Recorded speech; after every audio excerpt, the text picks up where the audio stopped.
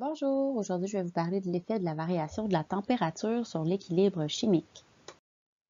À l'équilibre, l'énergie est à la fois absorbée et dégagée. L'énergie échangée n'est donc pas perceptible. C'est alors une propriété microscopique. Pour analyser l'effet de la modification de la température sur un système, il faut cependant tenir compte de l'énergie.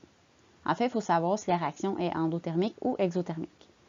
Si on reprend l'exemple de la formation de l'iodure d'hydrogène, on voit qu'il faut 26,5 kJ par mol d'iodure d'hydrogène pour former des produits.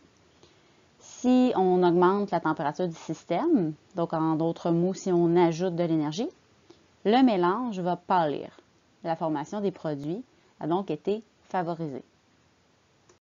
Selon le principe de Le Chatelier, si on augmente la température, donc l'énergie, la réaction cherche à s'opposer au changement.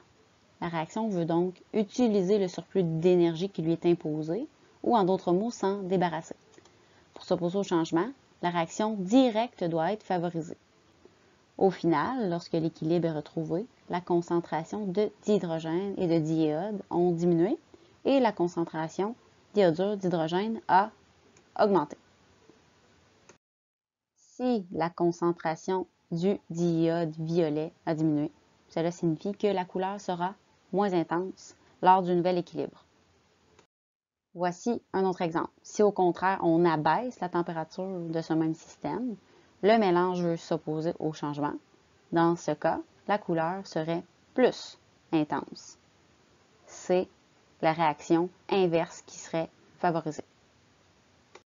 Voici un tableau montrant les effets du changement de température. Dans le cas d'une augmentation de température d'une réaction endothermique, il faut placer une flèche vers le haut, en dessous de l'énergie, pour s'opposer au changement.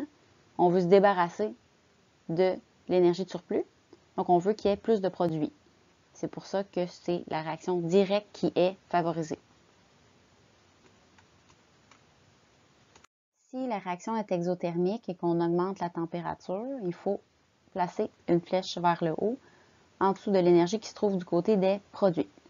Pour s'opposer au changement, on veut se débarrasser de cette énergie. C'est donc la réaction inverse qui est favorisée. C'est l'inverse qui se produit si on abaisse ici la température.